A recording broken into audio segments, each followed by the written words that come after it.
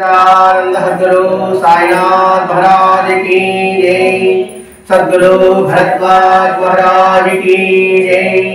गुरुदेव दत्त।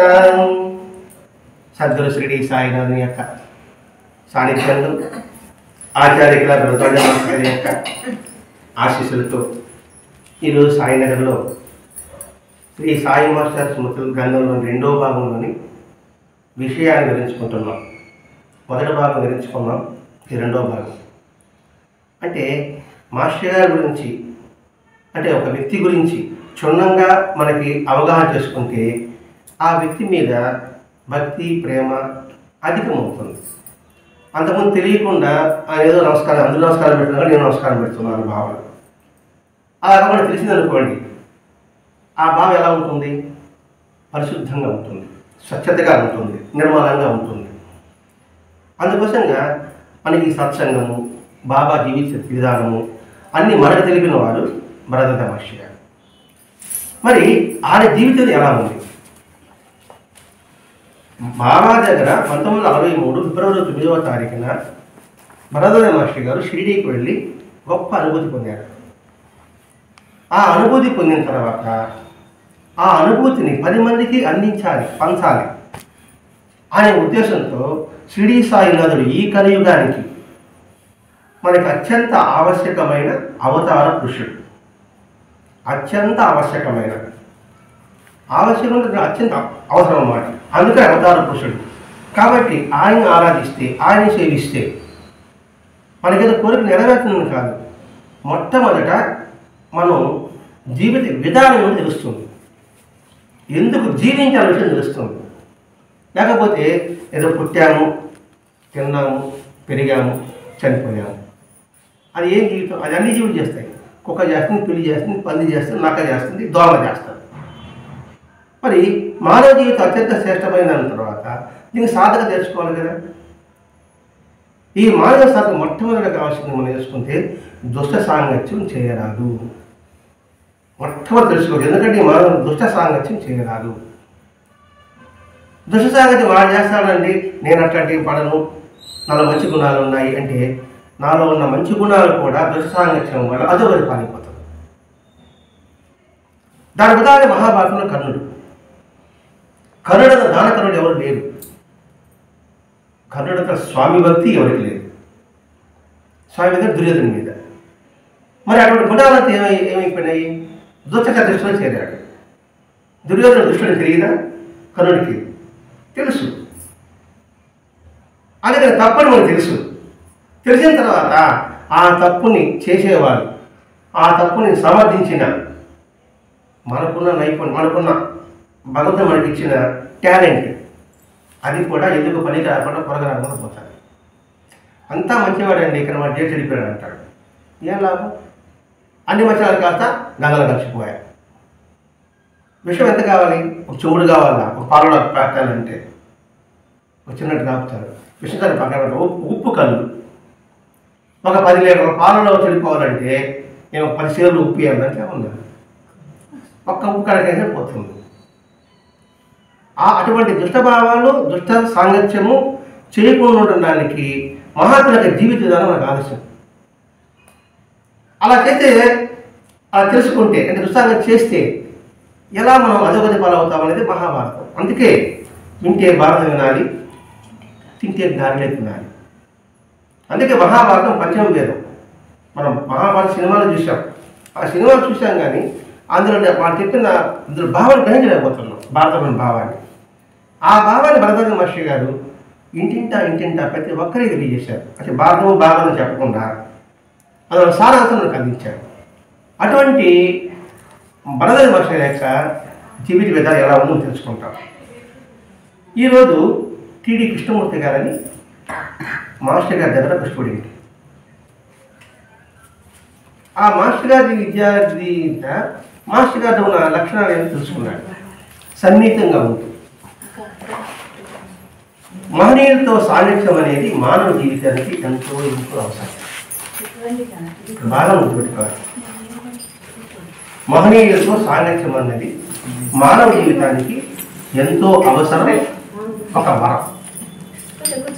అది దొరకగలిగితే మహనీయులతో సాంగత్యం అనేది మానవ జీవితానికి ఎంతో అవసరం. ఎందుకంటే మంచి వాళ్ళతో స్నేహం చేయమంటారు మామూలుగానే. మరి మహనీయులతో సాంగత్యం అంటే అది దొరకడం నాకు వరం. మరి మహనీయులు ఎవరు ఉన్నారు, ఎక్కడున్నారు? మన ఎంతకాలం మనం బాహ్యంగా చూడడానికి ప్రయత్నం చేస్తున్నాం. ప్రతి ఒక్కరూ కూడా బాహ్యంగా చూడకన్నా కూడా ఇంతకుముందు మహాత్ములను ఆశ్రయించినా చాలు.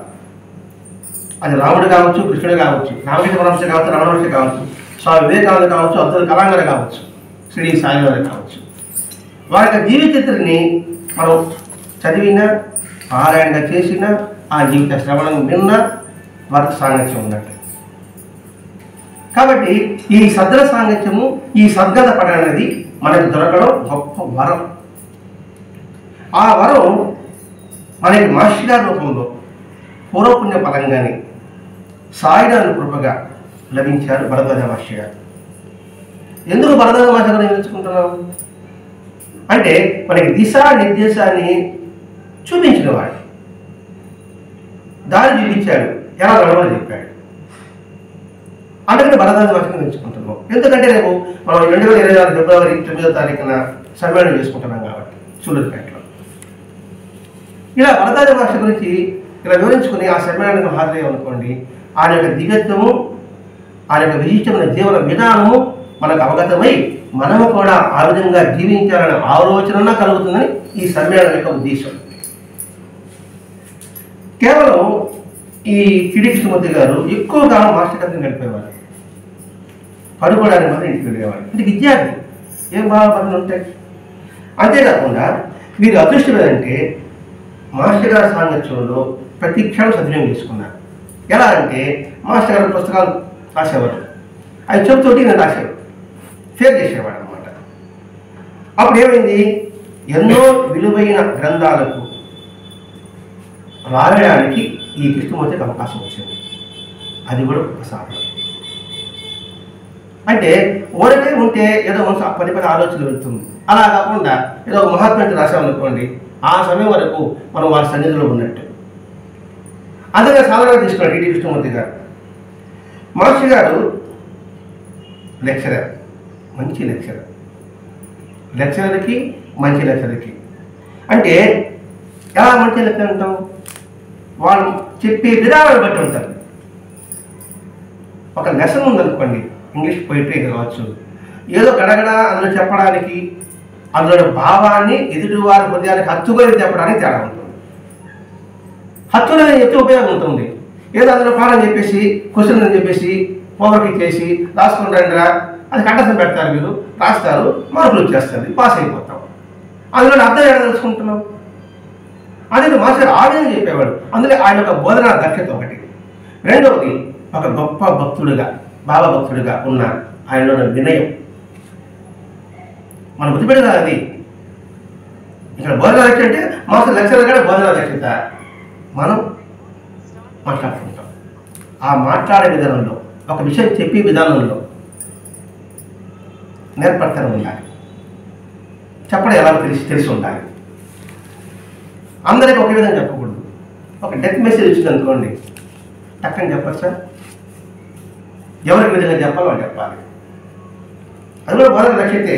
మాట్లాడే తీరు కూడా మనం ఎప్పుడు ఎట్లా మాట్లాడాలో తెలుసుకోగలగాలి. ఆ లెక్చరర్ కదా మనకు సంబంధం లేదనుకుంటున్నాం. మనం ఎలా మాట్లాడాలో తెలియాలి, ఏ విధంగా మాట్లాడాలో తెలియాలి. అంటే ఎక్కడైనా మాట్లాడితే ఏం ఉపయోగం ఉంటుంది? మనకు హర్ట్ అవుతుంది కదండి. మీ అమ్మగారు ఉన్నారా అన్నదానికి మిగతా మీకు తెలుసు, నేను చెప్పాలి. రెండు ఒకటే అర్థం. మరి ఏది బాగుంటుంది అది. అలాగే నువ్వు మాట్లాడే మాటలు కూడా ఎలా ఉండాలి, విషయం ఉండాలి అందులో. ఆ విషయం అర్థమయ్యే విధంగా ఉండాలి. అంతేగాని డబ్బులు మాట్లాడిస్తే నాలాగా ఏం అర్థం అవుతుంది. కాబట్టి ఇది నేర్చుకోవాలన్నమాట. మూడవది గొప్ప గొప్ప వినయశీలత. అంటే ఎంత ఎదిగినా ఒదిగి ఉండడం నేర్చుకోవాలి. ఎంత అంటే మన భక్తులుగా కాదు, మనలో టాలెంట్ బాగుంది, మన వృద్ధిలోకి వచ్చేసాం అనుకోండి, మనకన్నా తక్కువ వాళ్ళు చూసి హేళన చేయడం, చులకనగా మాట్లాడడం, చులకనగా చూడడం, ఇది మనం తప్పించాలి. ఇదే మనిషి మహనీయుడు మహాత్ముడిగా పరమాత్ముడిగా కావడానికి ఇవే చిన్న మార్గాలు. వాళ్ళు గొప్పలండి, మనకి సాధ్యం కాదని మనం ఒక సాకు చెప్పుకుంటున్నాం. చేయాలంటే సాకు ఉండదు, చేయకూడదు అనుకుంటే సాకులు ఉంటాయి. మూడవది ఒక సద్గురువుగా వారి శిష్య వాత్సల్యం. అంటే తన దగ్గర ఉంటే ప్రతి ఒక్కరి పట్ల కూడా ఎటువంటి వాత్సల్యం కనబరిచేవారు బలరామ మహర్షి గారు. ఇది వచ్చారు ముక్కుబడి గారు, ప్రతి ఒక్కరిని కూడా వాడు తెలిసిన వాడా తెలియవాడు మొట్టమొదటి పడిగే మాట ఒకటే, బాగున్నావా బాగున్నారా. ఈ పదమే ఆ పిలుపులో చూడండి, ఆ మాధుర్యం. బాగున్నావా అంటేనే చూడండి మనసు పులకరిస్తుంది, పలికే విధానం ఉంటుంది. బాగున్నావా అని కూడా అంటా నేను కూడా, పలకరింపదు కూడా. ఏవా బాగున్నావా అనేదానికి, బాగున్నావా అనేదానికి కొద్దిగా స్పందన. అందుకే స్వామి వివేకానంద తెలుసా, స్వామి వివేకానంద చికాగోకు వెళ్ళినప్పుడు 1857 అనుకుంటున్నారు, గుర్తుంటే 1893 సంవత్సరం పక్కన పెడతాం. దాంతో చికాగోకు వెళ్ళినప్పుడు ఉపన్యాసించినప్పుడు అందరూ లేడీస్ అండ్ జెంటిల్మెన్ అన్నారు. వివేకానందుడు ఏమన్నారు తెలుసా?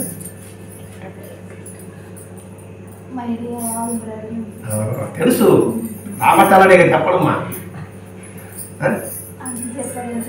Sister and brothers of America అంటే సోదరిమణులారా అంటే 5 చప్పట్లు కొట్టారు. ఎలా కొట్టారు? కొద్దిగా స్పందన. అందుకే మనం పిలిచే విధానంలో కూడా ఏ విధంగా పిలవాలని మనం నేర్చుకోవడం. మూడవది క్రియాశీలత. శిష్యునిగా, ఇంతకుముందు భక్తులుగా, సద్గురువుగా, శిష్యుడిగా ఎలా ఉన్నాడు? బలరామ మహర్షి గారు బాబాను గురువుగా స్వీకరించారు. మరి శిష్యుడిగా ఎలా ఉన్నాడంటే, ఇక్కడ శిష్యుడిగా ఎలా అంటే గురువు యొక్క హృదయంలోని భావాన్ని తెలుసుకుని నడుచుకునేవాడు శిష్యుడు. నేను ఆయన గురువు, నాకు ఆయన గురువు, నేను శిష్యుడే కాదు.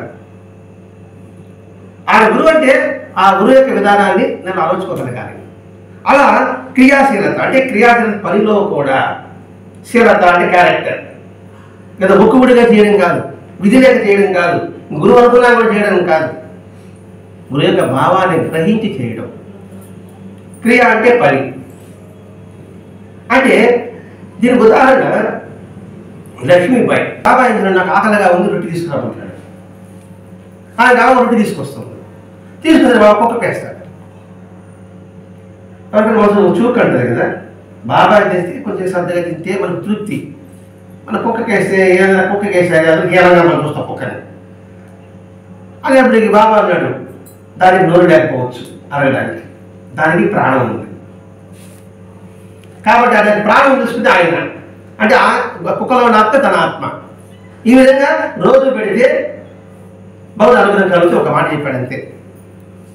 10 రోజులు చెప్పలేదు, ప్రతిరోజు ఆ విధంగా నడుచుకున్నారు.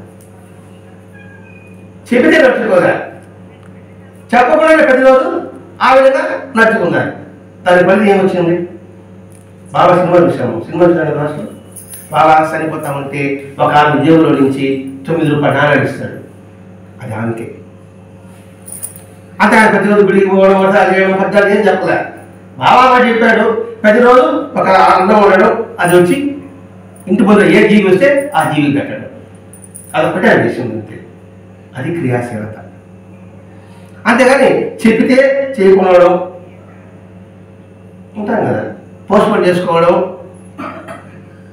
అలా చేయకుండా ఉండడం, నేను శిష్యుడు అనుకోవడం. ఎన్నిసార్లు చెప్తాను? ఒకసారి చెప్తారా, 10 చెప్తాను, 10 తెప్పించుకోవడం, చెప్తే కానీ చేయకుండా ఉండడం. ఎవరు తిన్నారు సర్దుకుంటాడు.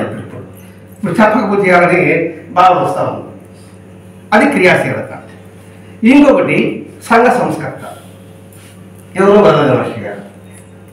ఇక్కడ సంఘ సంస్కర్త అంటే సంఘం ఉంది, వాడిని సంస్కరించే విధానం. తెలియని విషయాన్ని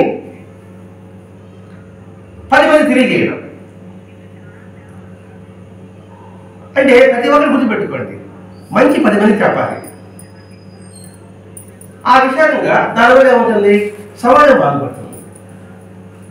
అది గొప్ప సంఘ సంస్కృతిగా బలరామ మహర్షి ఉన్నారు.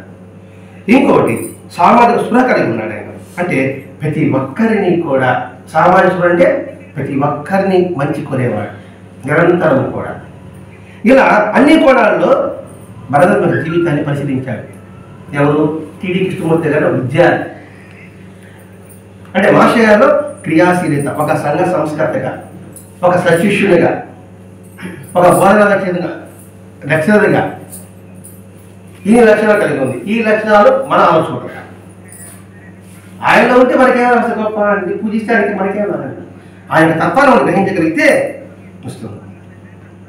మొట్టమొదట ఈ కృష్ణమూర్తి గారికి పరిచయం అయిన తర్వాత, భరతద్వాజ పరిచయం అయిన తర్వాత ఎక్కువ సమయం మాస్టర్ గారితో కలిసేవారు. విద్యార్థికి ఏం పని ఉంటుందండి? చదువుకోవడం, పడుకోవడం, అంతకునే ఉంటుంది. మాస్టర్ గారి దగ్గర ఉండడం వల్ల అన్ని విషయాలు తెలుసుకునే అవకాశం అది కలిగింది. ఆయన సాన్నిధ్యంలో టైం ఎంతసేపు గట్టి తెలిసేది కాదట. మరి ఆయన ఏం చెప్తుంటాడు? పురాణం చెప్తుంటాడు, శివగారు చెప్తుంటాడా? మహాత్ముల గురించి, సైన్స్ గురించి ఇవే చెప్తుంటాడు. సైన్స్ ప్రకారంగా దేవుడు ఉన్నాడు లేదా అని బుక్స్ రాస్తుంటాడు. ఆ బుక్స్ రాస్తున్నప్పుడు వీళ్ళు దాన్ని ట్రాన్స్లేట్ చేస్తుంటాడు.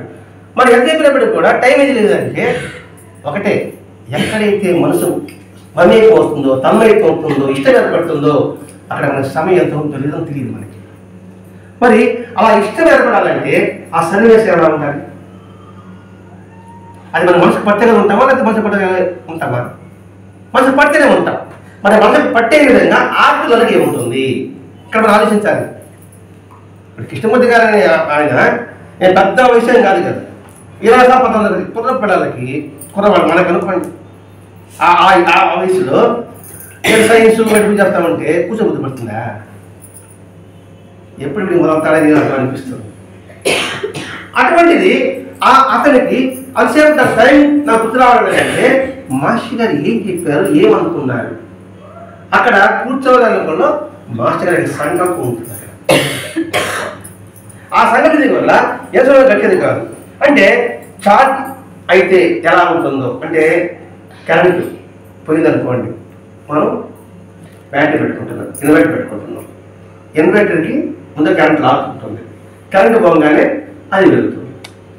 అలాగే మాస్టర్ గారు వెళ్ళిన తర్వాత మనం అజ్ఞానం పారిపోయి జ్ఞానం వస్తుంది అన్నమాట. ఛార్జ్ అయినట్టుగా ఉండేదట అందులో భావిస్తున్నాం. అందుకే మహాత్ముల యొక్క సన్నిధి, మహాత్ముల యొక్క సాంగత్యం ఎందుకంటే ఇది ఛార్జ్ అంటే ఇప్పుడు కరెంట్ పోతే చీకటి, మనలో నిరంతరం అజ్ఞానం, చీకటి అజ్ఞానం, అక్కడ వెళ్ళడం బలు వెళ్తుంది. ఎలా అవుతుందంటే మనం తెలివి అక్కడ గుర్తొస్తుంది. అంటే అక్కడ ఛార్జ్ అయినట్టే కదా. అలాగే ఆయన దూరంకి ఎలా ఉంటుందంటే ఒక పల్చటి ద్రవ పదార్థం అక్కడికి వెళ్ళగానే గడ్డ కట్టుకుంటుంది. ఇక్కడ పల్చటి పదార్థం ఉన్నది, ఇక్కడ పల్చటి మీడియం, ఆ పదార్థం వాడతామా, పల్చటి మీడియం నుండి ఇంకో థింక్ మీడియంలో వెళ్ళట్టుంటుంది. పల్చటి మీడియం వచ్చి ఇంకోటి థింక్ అంటే ఆలోచన, థింకే కదా, థిక్ థిక్ అంటే లావుగా అనుకోండి, అంటే ఒక దగ్గర చేరుతుంది అని చెప్పాడు. అంటే ఏంటి? పలచటగా ఉన్న మన ఆలోచనలు మనంతా కూడా సంకుచిత భావం. పలచట అంటే సంకుచిత భావం, నేను నాది. దృఢత్వం అంటే గట్టి భావం, మనము మనది. ఇప్పుడు ఈ ఒక వస్తువు విడివిడిగా ఉన్న వస్తువుని ఒక దగ్గర కలిపి ఎలా ఉంటుంది? ఎలా చెప్పాలంటే మనకి రేపు పండుగ వస్తుంది కదా, ముగ్గులేస్తాం కదా, చుక్కలు పెడతాం. చుక్కలు పెట్టేస్తే వదిలేస్తే ఎలా ఉంటుంది? చుక్కలు కూడా పెట్టేసాం, వదిలేసాం, ఎలా ఉంటుంది? బాగుంటుందా? దాన్ని కలపాల, కలిపితే ఒక ముగ్గు తయారవుతుంది, అందంగా ఉంటుంది. అలాగే సపరేట్గా ఉన్న మన ఆలోచనలు, పల్సట్గా ఉన్న మన ఆలోచనలు ఆయన దగ్గరకు వెళ్ళగానే కలుపుతుంది. కలిపేటికి ఆ ముక్కు అందంగా అనిపిస్తుంది. అలాగే మార్షికాసన చెప్తే మన యొక్క సహజమైన వ్యక్తిత్వం పోతుంది. ఆ వ్యక్తిత్వం పోయి సహజత్వం వస్తుంది. అర్థం కాలేదా? సహజమైన వ్యక్తిత్వం పోయి సహజత్వం వస్తుంది. సహజత్వం మనకు సహజంగా ఉంటుంది. ఏది మన పోసాడుగా వాడి వీడి వీడి అంటే బాగుంటుంది. సహాయం పోతుంది, సహజత్వం వస్తుంది. అంటే సహజత్వం అంటే ఒకటి ఉంటుంది, సత్యం ఒకటి ఉంటుంది. సహజత్వం ఒకటి ఉంటుంది, మన సహజం ఉంది, అంటే మన సంస్కారం ఉంటుంది, అది పోతుంది. ఏది సహజత్వము అంటే సహజత్వానికి సహజము సహజత్వము. సహజత్వం అంటే బిడ్డ పుట్టగానే వాడి మనసు ఎలా ఉంటుంది, సహజత్వం ఉంటుంది. తన పరంగా ఏమవుతుంది, చుట్టూ వాతావరణం వల్ల అది సహజమైపోతుంది. అర్థం కాదు. రెండు సహజమే కదా. సహజము సహజత్వం. సహజము మామూలుగా ఉండేది, సహజత్వం ఏదైతే సత్యమో అది సహజత్వం. మీరు ఒప్పుకోవద్దు, అర్థం కాకపోతే చెప్పండి. సహజము సహజత్వము, సుఖము సంతోషము ఆనందము, మూడు ఒకటేనా? ఒకటేనా? మీనింగ్ అలా వస్తుంది. అర్థం చూసుకోండి. సుఖము అంటే శరీరానికి సంబంధించింది, సంతోషం అంటే మనసుకు సంబంధించింది, ఆనందం అంటే హృదయానికి సంబంధించింది. ఈ ఆనందానికి వస్తువులతో సంబంధం ఉండదు, వ్యక్తులతో సంబంధం ఉండదు, పనితో సంబంధం ఉండదు.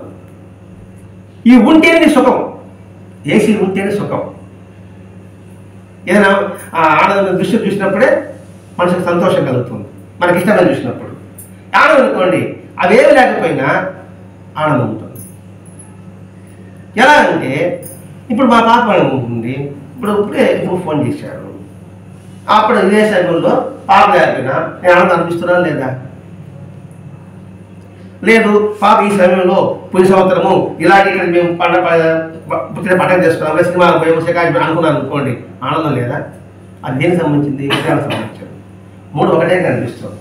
అలాగే బతకడము జీవించడము రెండు ఒకటే అనిపిస్తుంది. బతకడం వేరే, జీవించడం వేరే. బతకడం అంటే ఎటువంటి బతకతాం, ఇది లేక గది లేక.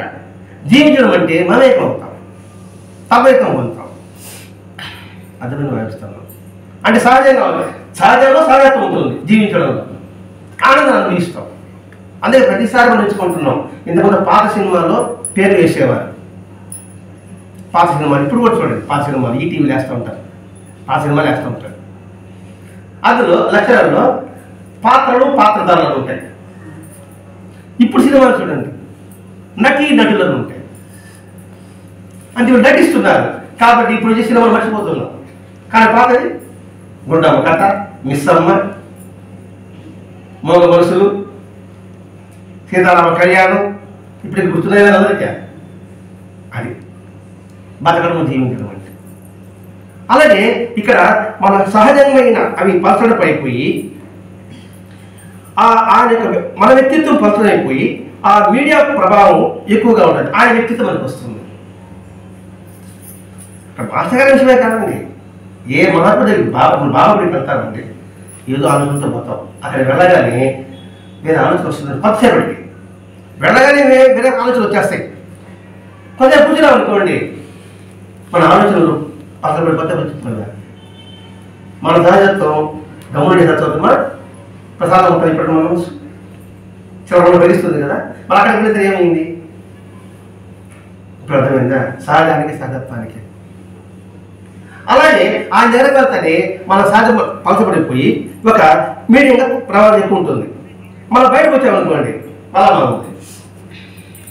అప్పుడెందుకు ఇప్పుడు అర్థం ఇంత కథ ఎందుకు మనకి? సత్యంగా వచ్చాం, అన్నీ విన్నాం, ఈ క్షణం నుంచి నేను మారిపోవాలా అని అందరం అనుకుంటాం. గడప దాటగానే ప్రసాదం కొంచెం పెట్టండి, నాకు ఎక్కువ అది అందులో ఒకటి నాకు అట్లా ఏమన్నా పక్షపాతం అండి.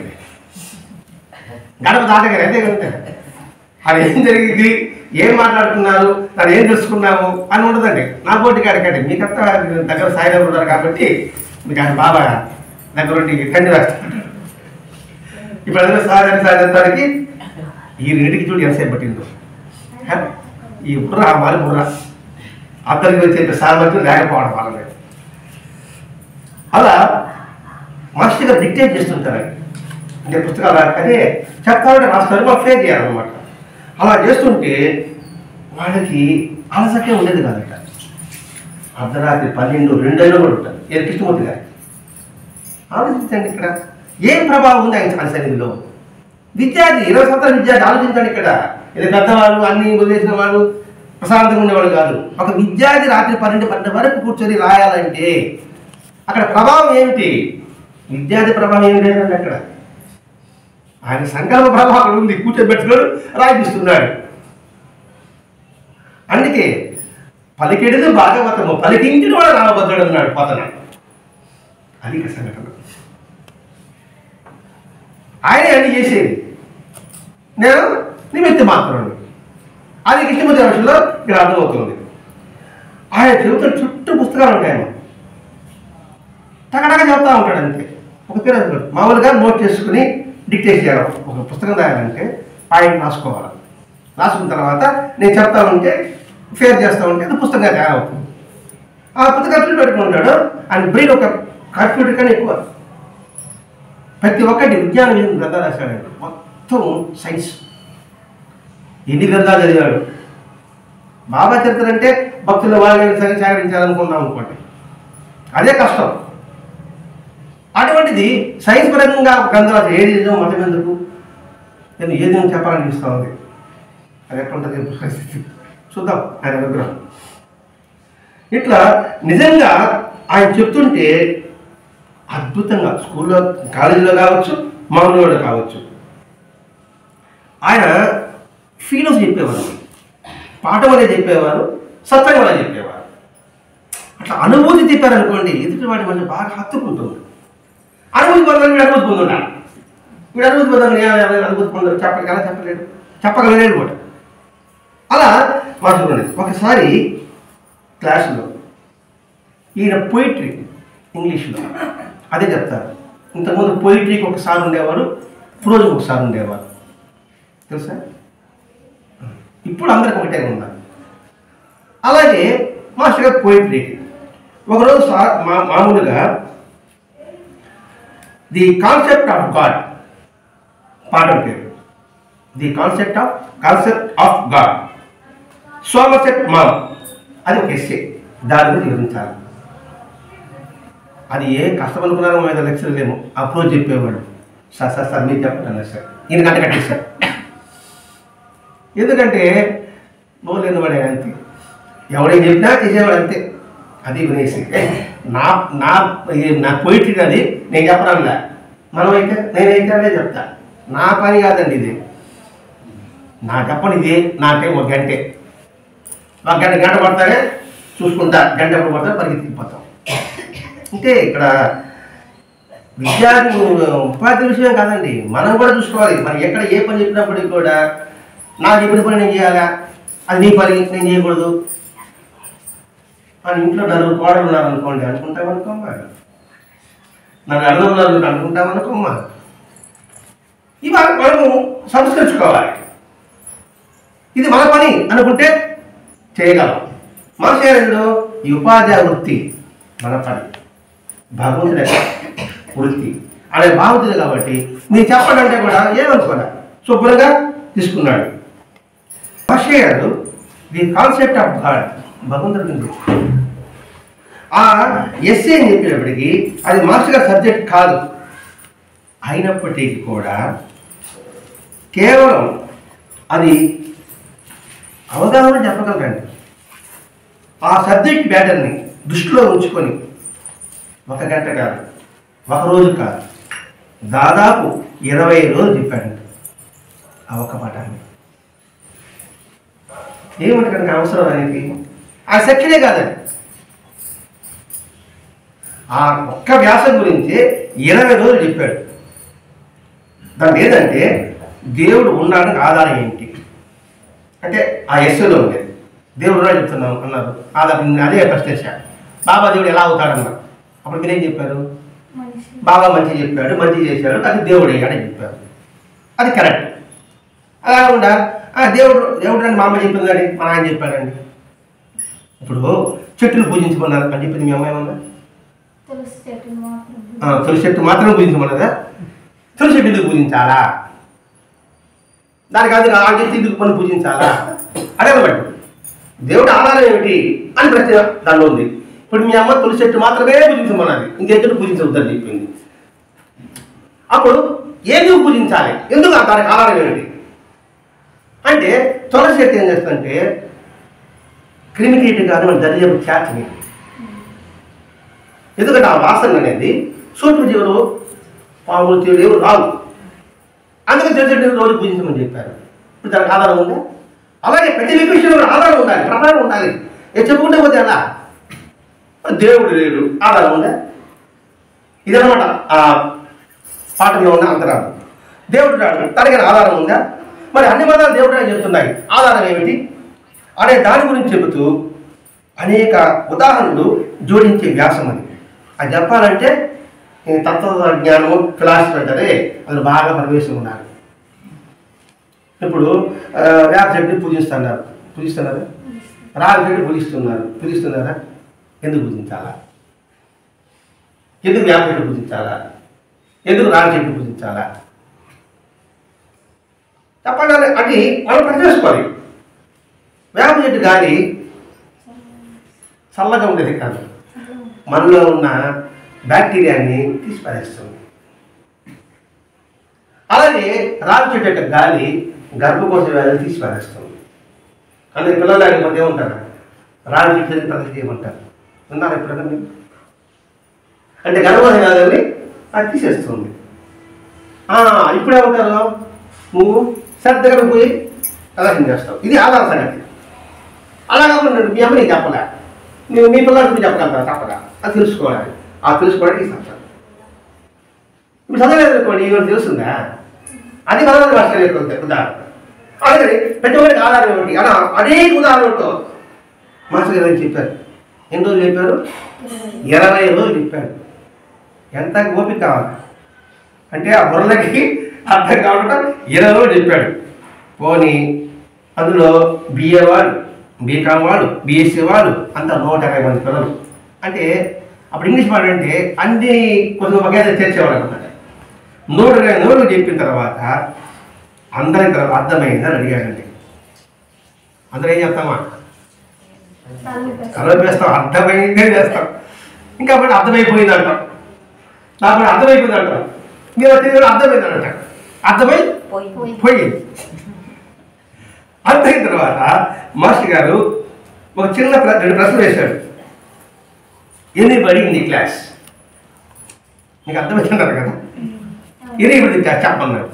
ఒక్క రోజు వస్తే ఒట్టు 120 మందిలో ఒక్క రోజు తెలలే. అర్థం నేను చెప్పారు, సత్యం కూడా అంతే. ఒక్క రోజు తెలలే. సత్సంగ సంగతి ఎందుక చాగడ్డ కొట్టేసినప్పుడు సూళ్ళు పెట్టుకొచ్చినామా తెలంగాణ ఉంది కాడ 2 రోజులు చెప్పిండు ఆయన. చెప్పిన తర్వాత ఆ 2 సత్సంగా ఎవరు రాలే, అందరూ అడిగి పెరిగితారు ఈ గర్వంతా. ఎందుకు చెప్పేవాడికి ఏమి కెపాసిటీ లేదు కదా, ఆయన బాగా చెప్తాడు కదా. వాస్తవం అదే, ఆయన చెప్పేదిగా ఎవరు చెప్పలేమనుకోండి. అందరూ వెళ్ళారు, వెళ్ళితే తప్పేలా మంచిదే. అందరూ పక్కన వచ్చారమ్మా, ఏం చెప్పారని అడిగానండి. 2 రోజులు విన్నారు కదా, ఏ భలే సార్ అద్భుతం మహిమర్చిపోయాను అన్నారు సార్. సరే అమ్మా, 2 రోజులు విన్నారు కదా, ఒక్క పాయింట్ చెప్పండి అన్న. అది చెప్పను మరి తెలియదు సార్. అది ఇంటే కదా తిప్పితేగా విన్నాం, వినిపించుకోలేదు కదా. సరే అమ్మా, ఒక మాట చెప్పాడు కదా, చంగాలం కూడా చెట్టు ఉంది కదా, ఆ చెట్టు పైన పరమేశ్వరులు చీపు నడుచుకోట్టుగా అల్లుకొని ఉంది కదా, కనివేసుకుంది కదా అని చెప్పాడు కదమ్మా. అప్పుడు మీరు అందరూ పరిగెత్తి చెట్టుకు చూశారు కదమ్మా అని అవునన్నారు. అది మన పరిస్థితి. అందుకే వినడం కాదు, వినిపించుకోవడం. Hearing, listing. ఏదైనా ఉచిత ఇంగ్లీష్ మాట్లాడుతున్నాడు. అది ఒక్కరు ఎనిబడి వెళ్ళినప్పటికీ ఒక్కరిని రాయలేదు, నీలేదు పైకి. వెంటనే ఈ కృష్ణమూర్తి గారు మాత్రం సభ రాసుకున్నాడు పాపం. ఎనిబడేటప్పటికీ ధైర్యం కాలే. యూ అని అంటే చెప్పుంటాడు, నువ్వు అడుగంటే చెప్పుంటాడు పాపం. ఇతనికి ఎనిబడేటప్పటికీ ఎవరు చేస్తాడో ఏం చేస్తాడో చూసుకుంటూ కూర్చున్నాడు మనిషి. అప్పుడు మాస్టర్ గారు అంటున్నారు, వెంటనే మాస్టర్ గారు పుస్తకం ఇసిరి కొట్టేసి ఎంత పాపం చూడండి. I am defeated. నేను డిఫీటెడ్ అర్థం చెప్పండి. చెప్పలేకపోయాను. చెప్పలేకపోయినా కాదు, నేను పరిమాణం లెక్క అంటే మీకు అర్థం లేదుగా చెప్పలేకపోయాను. డిఫీటెడ్ అంటే ఫాల్ అవుట్, కింద పడిపోయిన లెక్క. లోపం. This is the first and last time for me. అదో చెప్పచ్చు. ఐ ఆమ్ డిఫీటెడ్ అంటే పరిమాణం అనుకుందాం, అనుకుందాం, మీకు చెప్పలేకపోతాం. I am defeated. This is first and last for me. ఇదే ఫస్ట్, ఇదే లాస్ట్. నేను ఓడిపోవడం, నేను ఓడిపోయాను. లెక్కలు అమ్మ చెప్పాను అన్న, నేను ఓడిపోయాను విషయం. మరి పని బాగా దద్దమ్మలారా ఎందుకులా మీరు ఇంత అయిపోయిగా కట్టేసుకొని అంటాడు. ఆయన అన్నాడు ఇదే ఫస్ట్ అండ్ లాస్ట్, నేనే ఓడిపోయాను. ఒప్పుకుంటున్నా అంటే చెప్పాలి స్థాయిలో నేను మీకు చెప్పలేదన్నమాట. అది వినయండి. నేను ఓడిపోయాను, మీకు ఎలా అర్థమయ్యేది నేను చెప్పలేకపోయా అంటే ఆ చెప్పే సామర్థ్యం నాలో లేదు అని ఒప్పుకుంటాడు. ఏ లెక్చరర్ కదా, అదే మాస్టర్ గారు తీసుకోవచ్చు. దీన్ని బట్టి ఏం చేయాలా, ఇంకా సాంగ్ చేయాలా. ఈ సత్సంగం కూడా అందరూ చెప్పే విధంగా అదే విధంగా వీడి ప్రయత్నం చేయాలి. ఆ తర్వాత ఎంత ఫీల్ అయ్యాడంటే చాలా బాధపడిపోయాడంటే, అంటే వీడికి అర్థమైతే చెప్పలేకపోయాను. బట్ హీడీ కృష్ణదేవి వచ్చాడు. అయితే సార్ యుద్ధం సరిగ్గా సార్ సమాధానం ఉన్నాడు. చూపించాడు. ఇప్పుడు చూపించేయాలా ఉందా, ఆయన ఫెయిల్ చేశావు కదా. అప్పుడు కానీ చెప్పుంటే నేను కొంచెం ఆనందపడేవాడిని. అంతే తర్వాత చెప్తే ఉండే నేను పని చెప్పాను అనుకోండి, అప్పుడు చెప్పాడు పక్కన తీసేయాలా ఉపయోగపడుతుందా. ఒక మాట ఉంది, సారీ అని 2 పదాక్షరాలు ఉన్నాయి. అది నేర్పించేసాడు ఇంగ్లీషుడు మనకి. సారీ అనే పదం అంతే కదా. మొయ్యాలన్నమాట. ఇంకా సారీ మన ఇల్లు గారీలు కావాలి. మరి మళ్ళీ చేయకుండా ఉంటామా అంటే మళ్ళీ ఒక సారీదే కొత్త పదం అయిపోయింది సారీ. ఏమైనప్పటికీ నువ్వు నన్ను ఫెయిల్ చేశావు కదా, ఎవడు ఒక్కడని చెప్పాడా అని ఎంతో ఫీల్ అయ్యారండి మాస్టర్ గారు. అంటే ఎంత తపనండి. లెక్చర్ ఫీల్ అవ్వడానికి అవసరం ఏంది, ఫీల్ అయ్యారండి మాస్టర్ గారు. ఏనా ఇంత 20 రోజులు కంట చూస్తూ చెప్తే కూడా వాళ్ళకి అర్థం నేను చెప్పలేకపోయాను. మీకు వాళ్ళకి అర్థం కాదని బాధలు ఆయనకి. నేను చెప్పలేకపోయినా బాధపడ్డాడు ఆయన. ఎంతటి వినయము లేకుండా సహనమనాలా ఒక మామూలు వ్యక్తి. ఎందుకంటే స్టూడెంట్స్ అందరూ ఇప్పటికీ ఉన్నారు. వీళ్ళంతా ఇప్పుడు జరిగిన సంఘటన కాదు, జరిగిన 1978-79 సంవత్సరాలు జరిగిన సంఘటనలు ఇవన్నీ కూడా. క్లాసులో అడగాలి ప్రశ్నలకి బట్టి మాకు సమాధానం చెప్పేవాడు. వీళ్ళే చెప్పరు, ఈ ప్రశ్న సరిగ్గా చెప్పకముందే మాకు సమాధానం చెప్పేవాట. వెంటనే చాలా ఫ్రీగా ఉండేవాడు భరద్వాజ్ మాస్టర్. లెక్చర్ పోజుగా ఉండేవాడు కాదు, చాలా సన్నిహితంగా ఉండేవాడు ఆయన. వాళ్ళు మీ స్టూడెంట్స్ నేను లెక్చరర్ అనే భావన ఉండదు. బట్ సార్ మేము అనుకున్నది నీకు ఎలా తీసుకొస్తాను, మీరు మాకు జ్ఞానియా, పాఠ ప్రశ్నలే ఇలా అడగాలి అనుకుంటే లోపల పెట్టి సమాధానం చెప్పేవాడు క్లాస్ రూమ్లో. అది అట్ట నీకు అనుభవం నీ సాయి చూసి చెప్తాడు, నీకు అనుభవం నీ సాయి చూసి చెప్తాడు, నీకు నీ సాయి చూసి చెప్తాడు. ఎలా చెప్తాడు చెప్తే అందరి సాయి చూసి చెప్పాలి. సందేహం నీకు వచ్చిందా మీకు సాయి చెప్తాడు అనమాట. అన్నప్పుడు అప్పుడు మీకేమన్నా మైండ్ రీడింగ్ అని వచ్చా అని అడుగుతాడు కృష్ణమూర్తి. అంటే మైండ్ రీడింగ్ మీకేమో వచ్చా అంటే నా బంధనాడు ఆయన. నాకేం వచ్చింది అది నైనా ఆ కూడా ఎవడు పడతాడు ఆశ్రమం నాకెందుకు, ఎవరో వచ్చి కూర్చున్నాడు అనుకోండి, కూర్చోగానే నా మనసులో ఏదో ప్రశ్న ఊరికే వస్తుంది. ఎలా అంటే టాపిక్ జరుగుతూ ఉంటుంది, చట్టం చెప్తా ఉంటేనే మీలో ఉండే ప్రశ్న ఈ మనుషులు దూరి కలబెడతా ఉంటుంది, చెప్పేది ఆగిపోతుంది. అర్థం భావిస్తున్నాం. సత్యం బాగా చెప్తున్నాం అనుకోండి, మీరు ఎవరికో సందేహం వస్తుంది, ఆ సందేహం భావం వచ్చి మాకు కలబెడతా ఉంటుంది అనమాట. ఇది ప్రశ్నిస్తాడు, ఈ విషయం చేస్తాడు, ఈ సత్యం ఆటేస్తాడు, ఆ ప్రశ్నకి సమాధానం చెప్తాడు. అప్పటికి మాస్టర్ మనశ్శాంతి, వాడికి మనశ్శాంతి. అలా అనిపిస్తుందయ్యా, అంతకు నీకేం కాదు, ఎందుకు నేను అలాంటిది, అసలు సమాజం చెప్పేసి చెప్పాలా అని సమాజం చెప్పేవాడట. అంతేగాని ఫేస్ రీడింగ్, థాట్ రీడింగ్ అంటూ ఏమీ ఉండదు. చాలామంది భ్రాంతులు పడుతున్నారండి కదా. మైండ్ రీడింగ్, థాట్ రీడింగ్ ఏమీ లేదు అని తప్పించుకున్నాడు మహానుభావుడు. మామూలుగా మనకి వ్యతిరేక ఆలోచనలు, ఇలా చెడు ఆలోచనలు, ఇవన్నీ బుర్రలో మనకి ఎప్పుడు 24 గంటలు తిరుగుతూనే ఉంటాయండి. ఉంటున్నప్పుడు మాస్టర్ గారు తెలిసిపోతే ఆయన తెలుసుకుంటాడు కదా. ఇప్పుడు క్లాసులో తెలుసుకునే కాబట్టి మాస్టర్ గారిని కనబడపడుతున్నా తప్పించి తిరుగుతాను ఆయన. ఎవరో టీడీ కృష్ణమూర్తి గారు ముందుకు చెప్పా, 20 వయసులో ఎలాంటి ఆలోచనలు ఉంటాయి సంగతి. తప్పుడు ఆలోచన అనుకోండి, ఆయన మహత్వం ఆయన తెలుసుకుంటాడు, 10 మంది బయటపడేశాడు అనుకో, పరుగు మాట అని మాస్టర్ గారికి దర్శించకుండా, మాస్టర్ కనబడకుండా అటు తిరుగుతాను, తప్పించుకుంటున్నాడు. ఇది కాలేజీలో కూడా సరే ఉన్నప్పుడు మాస్టర్ గారు ఏంటి తప్పిస్తానండి పిలిచి ఏం సంగతి అడిగాడు.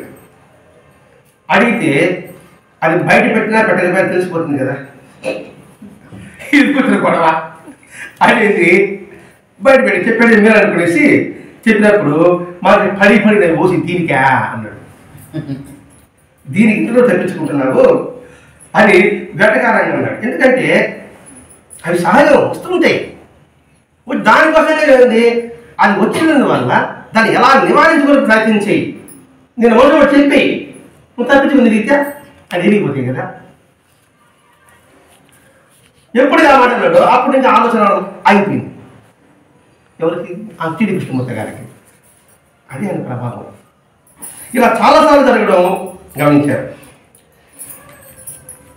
ఏదైనా విషయం ఆయనకి చెప్పగలే అది సహజంగా తొలగిపోతున్నట్ట. మనలో ఉన్న మంచి లక్షణాలను బయటకు చెప్తాం, లోపల పుణ్యం బయట పెట్టాం. మన సహజంగా ఏంటంటే ఆలోచన వచ్చాయి కదా, మనం మంచిగా చెప్పుకుంటా, నాలుగు పుల్లుని బయట పెట్టను, నాలుగు చెడ్డని బయట పెట్టను. కానీ మహాత్మ దగ్గర వెళ్ళినప్పుడు ఆ పుళ్ళంతా బయట వస్తాయి. గమనిస్తే మనకు అర్థమవుతుందండి, పుళ్ళంతా బయట వస్తాయి. అందుకని దేవుడు జరిగిందో బాబు అని పోకుండా మానేసేవాడు కూడా ఉన్నాం. మాటగా చెప్తున్నారు, మహాత్ములు అనేవాడు అగ్ని లాంటివాడు. ఇప్పుడు నీళ్ళు తెల్లబెట్టామనుకోండి, మురికంతా పైకి వస్తుంది కదండి. అలాగే మహాత్ముల దగ్గర వెళ్ళినప్పుడు మన మురికంతా బయట వస్తాం. బయటకి మనం ఏం చేస్తాం, నీళ్ళలో తీసి పారేస్తాం. అలాగే మనం తీసి పారేసరికి అవకాశం ఉంటుంది. అంటే మహాత్ముల దగ్గర పోకుండా ఉంటే అప్పుడు నీళ్ళలోనే ఉంటుంది. ఒక బాటిల్లో బాగా మురికిందండి, ఒక వాటర్ బాటిల్, గ్లాస్ బాటిల్ పెట్టుకుందాం, అది తీయడానికి కూడా వీలు కాదు. పొడవు బాటిల్ కలుపు పెట్టినా కూడా కాలేదు. అప్పుడు మనం ఏం చేస్తాం, ఒక ట్యాప్ కూడా ఉంది కదా, ఫోర్స్గా గ్రౌండ్ ఫ్లోర్ కూడా పెట్టుకోవాలి. ఇప్పుడు 3 ఫ్లోర్ ఉన్నాయి కదా, గ్రౌండ్ ఫ్లోర్ అయితే ఫోర్స్గా వస్తాయి. ఆ వాటర్ బాటిల్ పెడతానే ఫోర్స్గా నీళ్ళుతానే కిందంతా మట్టి అంతా పైకి వస్తుంది కదా, ఆ బయట పోతుందా లేదా, తర్వాత స్వచ్ఛంగా ఉంటుంది కదా అది. కాబట్టి చూసి దీనికేలా ఏ భయపడలే, అది సహజంగా వస్తుంది. వచ్చినప్పుడు మహాత్ముల దగ్గర అది బయటపడిపోతుంది, అది వెళ్ళిపోతుంది, దాంట్లో వెళ్ళిపోతుందని చెప్పేవాడు. అంటే ఇక్కడ మహాత్ముల యొక్క సాంగత్యం ఎంత సత్ఫలిత విషయం చూపించాలి. అందుకే సంసారం అనే విషవృక్షానికి, ఈ సంసార మహావృక్షవృక్షం 2 అమృత ఫలాలు ఉంటాయి. ఒకటి సద్గంధ పఠనం, రెండో సద్గంధ సాంగత్యం. ఈ 2 అమృత ఫలాల ద్వారా ఆ విషయం కూడా అమృతంగా మారిపోతుంది. అందుకని వరదాన మహర్షి గారు ప్రతి ఒక్క అంశంలో కూడా సున్నితంగా, సూక్ష్మంగా, అర్థమయ్యే విధంగా చెప్పడానికి ఆయన ప్రయత్నం చేశారు. రిసీవింగ్ సెట్ బాగలేకపోతే ఆయన ఏం చేస్తాడు పాపం, ఎంతకాలం చెప్తాడు. కానీ చెప్పడం ఆయన ఫీల్ అవుతున్నాడు, అయ్యో నేను అసమర్థమైపోతుందని, సరిగా చెప్పలేకపోతున్నాను విషయాలు. రెండవది, మనలో ఉన్న దుష్ట ఆలోచనలు మహాత్ముల దగ్గరకు వస్తే అవి బయటపడతాయి. బయటపడినప్పుడు మనం దాన్ని తొలగించుకోగలం. మన శరీరంలో ఒక జబ్బు ఉంది, డాక్టర్ చూశాడు, కనిపెట్టలేకపోయినాడు. ఎక్స్రే తీశాడు, కనిపెట్టలేకపోయినాడు. తర్వాత ఏ స్కాన్ ఇస్తారా? సిటీ స్కాన్ తీస్తారు, తర్వాత ఎంఆర్ఐ తీస్తారు. ఎంఆర్ఐ ఇస్తే మొత్తం బయటపడుతుంది. అంతేనా? ఆ ఎంఆర్ఐ సత్సంగం. ఇందులో మన బలహీనతలన్నీ బయటపడతాయి. సద్విగం ప్రయత్నం చేయాలి. సత్సంగానికి పోతే అవన్నీ వినాలా, ఆచరించాలి కదా, ఇందులో పోయేదా అనుకుంటాడు. నా పొట్టాడు ఇంతకుముందు అనుకున్నాను లేండి. డాక్టర్కి పోతే కదా రోగం తగ్గుతుంది, పోతున్నాడు రోగంలో నాశనం అయిపోతాం మానవ జన్మించిన తర్వాత.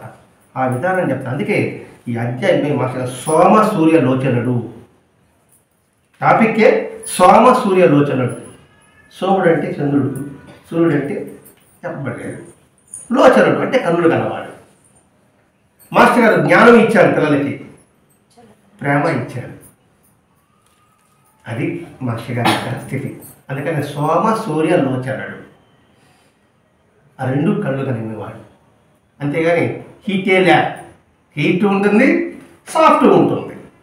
రెండు ఉంటే దగ్గర కూడా వెళ్తాం కానీ ఒక హీట్ దగ్గర పోదామా, సాఫ్ట్ కూడా పోలేం. ఎందుకంటే 3 రోజులు తుఫాను మనం భరించామా, వారం అనుకున్నాం, 3 రోజులకి దగ్గర లేకపోయినాం. ఎప్పుడు వస్తుంది అది సంగతి. కాబట్టి సాఫ్ట్, అది కూడా హీట్ కూడా సమభావంతో అందించేవాడు మహాత్ముడు. అటువంటి సమభావం అందించిన వాడు భరద్వాజ మహర్షి గారు. అందుకని ఆయన తత్వాన్ని తీసుకొని రేపు సమ్మేళనంలో నేనేం చెప్పేది తొకడాయి ఇంకా బ్రహ్మాండంగా చెప్పేవాడు. ఇప్పుడు మనం చెప్పుకోదామే ఇటువంటి అందరూ వస్తుంది. ఉదయం సాయంకాలం అవే ఒక్కొక్కరు ఒక 30 గంట, ఒక్కొక్కరు 30 గంట మాస్టర్ గారి గురించి, మాస్టర్ గారి స్థితి గురించి, బాబా గురించి, జీవితం ఎలా ఉండాలి, నేటి యువతరానికి ఏం ప్రబోధం చేయాలి అని ఒక్కొక్క టాపిక్. ఆ టాపిక్ అంతా కూడా మనకు వినొచ్చు. అది అర్థం చేసుకోసం ఈ మాస్టర్ గారికి అవన్నీ అందించిన మాస్టర్ గారే కదా. అందుకోసంగా ఫిబ్రవరి 7, 8 జరిగే ఆ సమ్మేళనానికి మనమందరం అక్కడ వినడానికి మనసు ప్రిపేర్ చేసుకుందాం.